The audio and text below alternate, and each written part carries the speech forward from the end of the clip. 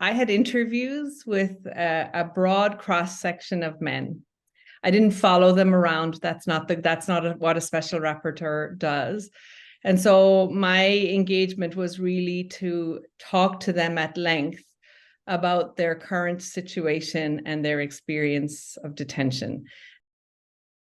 Remembering again that a lot of these men, because they are torture victim survivors, they have difficulties concentrating. They have challenges with recurrent memory, somatic pain. Many of them struggle with mobility and other issues.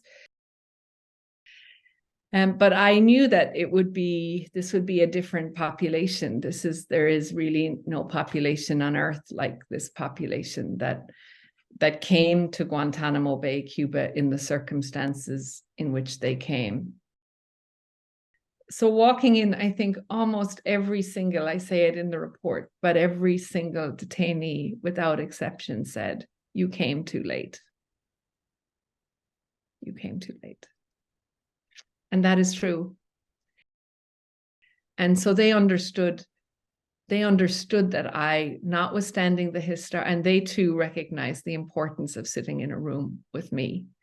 But I think we all understood there was a shared understanding that at this point, with only 30 of them left, while I can make recommendations and they will hopefully substantially change the day-to-day experience of these men, the vast majority of their lives was lived in a context where people like myself and the UN had no influence.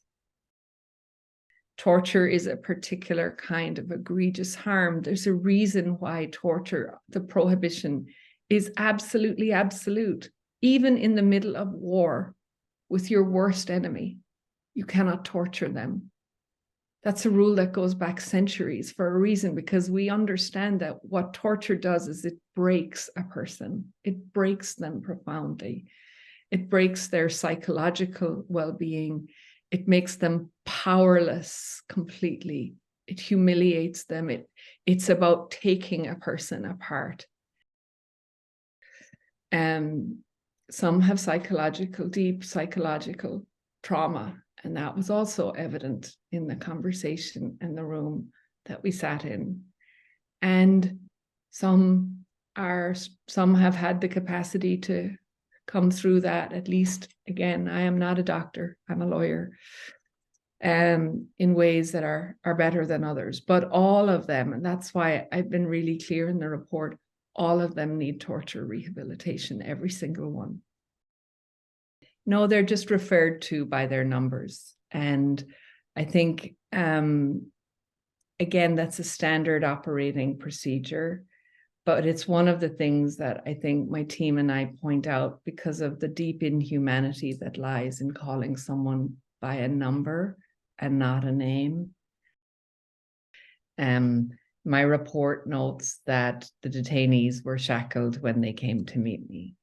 That is not, for me, standard procedure. I have met hundreds of people charged and convicted of terrorism in multiple countries, and detainees are not shackled when they meet me.